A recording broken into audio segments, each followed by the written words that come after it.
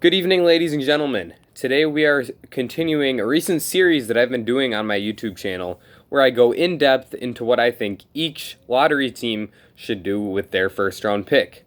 So far, we've covered the top 11 teams in the draft, and today we're covering the team with the 12th pick, which is currently the Sacramento Kings. However, before we talk about the Kings and what I think they should do with this particular pick, I just want to remind you to leave a like and subscribe. Lots of these videos have been getting many views, and a lot of those views have been coming from people who aren't subscribed to the channel. So why not just give me your subscription, and it'll help us both because my channel will be doing well, and you'll be getting lots of great NBA coverage for you to indulge yourself in and learn more about the game we all love. So just a reminder to leave a like and subscribe, but without further ado, let's get right into talking about the Sacramento Kings. This is a team that has a player that they are building around in De'Aaron Fox. He's one of the faster point guards in the NBA. He's a solid finisher in the lane. He's an okay shooter, great on the defensive end of the floor. He doesn't have the nickname Swipa for no reason. He's one of the fastest players, great in transition, and I really like De'Aaron Fox, and I think that he is going to be a very, very good point guard for years to come with all-star potential as early as next season, continuing for an entire decade. Although maybe he won't age the best due to how much of his game relies on athleticism, but we're not worried about that. We're focused on De'Aaron Fox here and now, and for the next decade of basketball, he's going to be a very good player. And the Kings, they're going to be their guy that they are building around. So other than him, Marvin Bagley is a solid piece in their young core. Bogdan Bogdanovic is a solid piece of their young core. Bojan Bogdanovic. Those guys are solid pieces of this young core. You have... Oh, shoot. Is it Bojan or Bogdan? Oh, shoot. I'm mixing them up. Oh, well. You also have Buddy Hield, although he could be getting moved on from this coming offseason. You have Richaun Holmes, who seems to be a solid starting center for you. If you're the Kings, you have some solid bench guys like Corey Joseph. Nemanja Bjelica is a very solid NBA player. So this is a team that really has a solid roster as of right now. I didn't even talk about Harrison Barnes, who is one of the more underrated, overhated players in the NBA. Like, people hate on this guy because his contract is so much bigger than his production is, but really, he's a solid player. He can shoot the ball. He's capable on the defensive end of the floor. He's just not the star he's getting paid like he is, but Harrison Barnes is still a very good player, so this Kings team does have some things to work with. However, their really only huge building piece would be De'Aaron Fox, although you could certainly make an argument as Marvin Bagley as a secondary piece of their core. However, I really think that you can draft at any position if you're the Kings outside of the point guard spot. Although there are some interesting guys that they could think about and maybe play them alongside De'Aaron Fox could be a possibility, but let's get right into some ideas I have for what the Kings can do with this pick. My first option for them would be to draft Devin Vassell from Florida State. Vassell is one of the higher floor guys in this draft. He's going to wind up being a very good role player. I see the Danny Green comparison very much so with him. Excellent team defender, pretty good on-the-ball defender. Not as much of a defensive playmaker as someone like Isaac Okoro or Patrick Williams is. Those guys can create numerous fast break opportunities per game with their abilities to get steals and block shots. And while Vassell does that as well, he doesn't do it as well as those guys, but he is just a very good, very steady defensive player on that end of the floor. He also has a very important skill in his jump shot. He's an excellent jump shooter, shot the ball very, very well this year with Florida State. Off the catch and shoot, he's one of the better guys in this draft. And he could be a very nice complement to De'Aaron Fox and Bogdan. I'm pretty sure it's Bogdan is the one on the Kings. He could complement that backcourt very well, slot in to a wing spot alongside them, and really do a great job doing his job as a guy who's going to knock down some threes for you and play some great defense. So very high on the idea of the Kings taking Devin Vassell.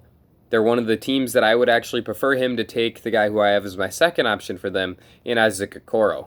However, before I go any further, I just want to say that when I'm making this video, I'm assuming that the top 8 prospects are off the board, that being LaMelo Ball, James Wiseman, Anthony Edwards, Denny Avdia, Killian Hayes, Onyeka Okongwu, Tyrese Haliburton, and Obi Toppin. And as you all know, if you've seen any of these videos before, not a big Obi Toppin fan, but I do think there's a very low chance that he'll be on the board here at 12 for the Kings. So this is all under the assumption that those guys aren't available. Like I said, Vassell would be my first option, and getting back to what I started saying before, my second option would be Isaac Okoro from Auburn. In Okoro's freshman season at Auburn, we saw his tantalizing potential. Okoro is a guy who is going to come in and be a very skilled wing. Or maybe skilled isn't the right word. Maybe more of a talented wing. He's very strong. He's very athletic. He's very good on the defensive end of the floor, like I said before. A very good defensive playmaker. Great on the ball. Great team defender. Great in transition. Very good finisher. Pretty solid playmaker for a guy that plays the wing position. The big question with Okoro is the jump shot. And I've been over this time and time again in these videos, but I have too many questions about that jump shot to slot him in alongside the tier of players that he would be in if that jump shot was more of a sure thing. I would have him as a guaranteed top 5 guy in the draft if I didn't have the questions about the jump shot. Heck, he might be the clear number 1 pick if he had a above average jump shot. But at this point, it's a work in progress, and I think it's going to take multiple years in order to figure that out. So I do think there's a chance that he falls to a team like the Kings here at 12.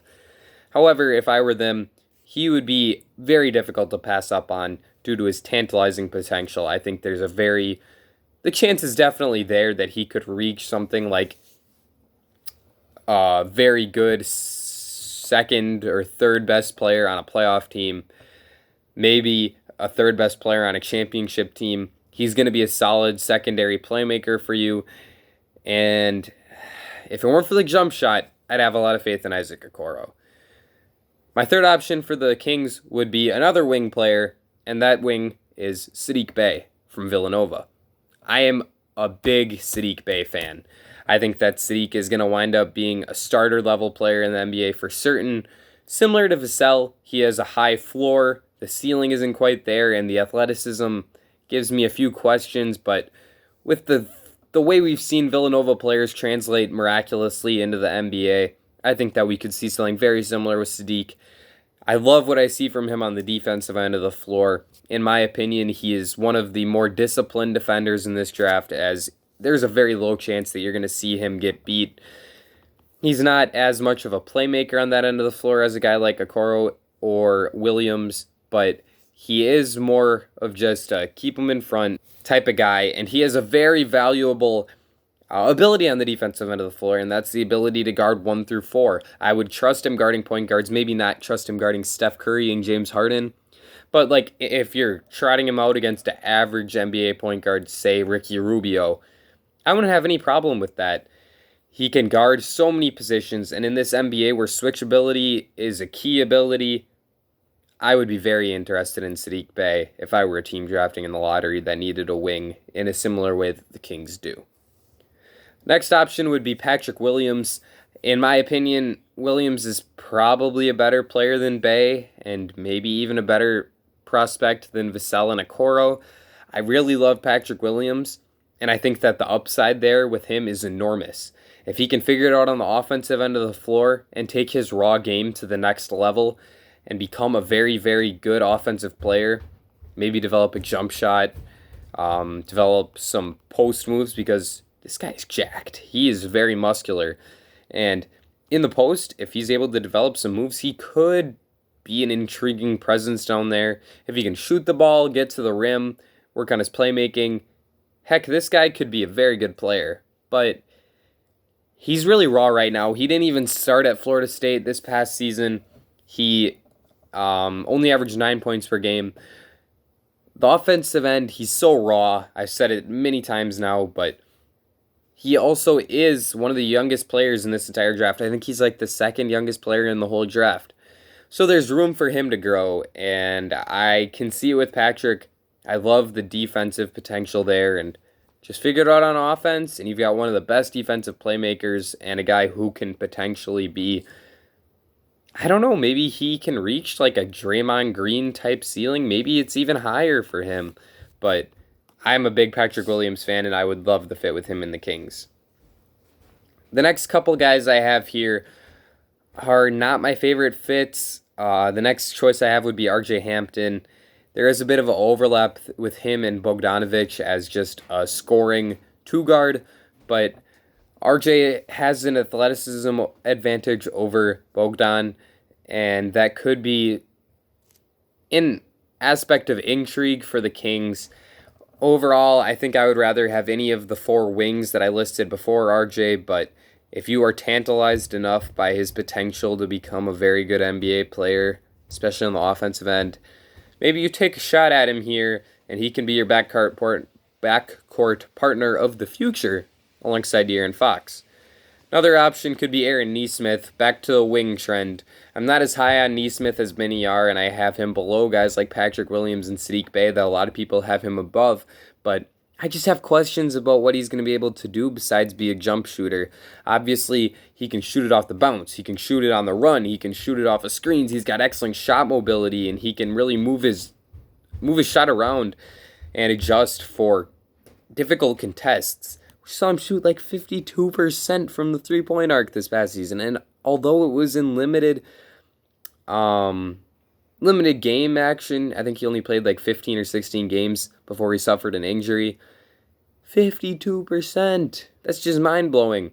So, if you're high enough on that shooting ability and you think that shooting makes him a big enough impact player that he can really change the fortunes of your team, go for it. Take Aaron Nesmith here, but I have too many questions about the rest of the game. I think he's a minus on the defensive end, whereas a lot of the other wings I listed are going to be pluses on that end of the floor. He also doesn't have much once he gets inside the paint, or inside the arc. Even a lot of his game is on the three-point shot. So I have too many questions there to think about him as a serious guy for the Kings, but they fall in love with that court spacing. Maybe he could be an excellent replacement for what Buddy Hield has brought to them the last couple of years. My next choice would be Tyrese Maxey. I think he could potentially play alongside De'Aaron due to just his strength. He's going to be a very good defensive player, in my opinion, one of the better defensive guards in this draft. He's very strong. He's a very good athlete. On the offensive end, he can get to the rim a little bit. The big question is, do you buy the jump shot? And I do. I think he's going to end up shooting the ball at an average rate at worst. And I think that Tyrese Maxey can end up being one of the steals of this draft. And he's one of the few guards that I would really, really consider the Kings drafting. Actually, I think I would have him a bit higher on this. I think I would rather have him than a guy like RJ Hampton, just because of the defensive potential that he has over RJ. Although RJ does have an excellent motor, from what I've seen, he plays very hard. So, that's a debate that could be had, I think. RJ Hampton versus Tyrese Maxey. And I think I would be in the Maxey camp. Next option would be Kira Lewis. I love Kira, and I hate to have him this low, but it's just they have De'Aaron Fox, and he's a pretty similar guy to De'Aaron Fox. So, be a weird fit, and as much as I like Lewis as a prospect, I think that he had a great season at Alabama. I don't think this is the best fit for him, and I could actually see him slipping because it's really hard to find a team that he fits with in this area. Like, the Spurs have plenty of guards. The Kings have plenty of guards. I guess the Pelicans, but they have Lonzo Ball. Maybe if they want to move on from Lonzo, Kira Lewis could be his replacement. At 14, the Celtics do need a backup point guard. So maybe he'll go 13th or 14th. He's still a lottery pick, but I do think that Kira is much closer to being a top 10 guy in this draft than he is to being the 15th best guy. So be a bit of a bummer to see him fall, but it is what it is. So in summary, I really think the Kings should be looking at taking a wing here. Devin Vassell and Isaac Okoro, Sadiq Bey, Patrick Williams would be my 4 favorite options for them. Those guys are pretty reversible just based on who you like the best. In my opinion, I would most like to have Vassell, but I would understand the case for Okoro or Williams. Some other guys they could think about that aren't as great positional fits would be like R.J. Hampton, Aaron Nesmith, Tyrese Maxey, Kira Lewis. You could throw Precious Achua in there as well, but I still think that 12 is a bit of a stretch for him. And if they don't want to draft any of those guys, or they think they can get their favorite of that group a bit lower, or if they even want to draft someone that I didn't list, trade down. So there's some teams that have been rumored to be interested in moving up. I'm sure you could maybe even still get 2 first-round picks from the Celtics at this point. So if you like someone in like the 26 to 30 range, you could be looking over there.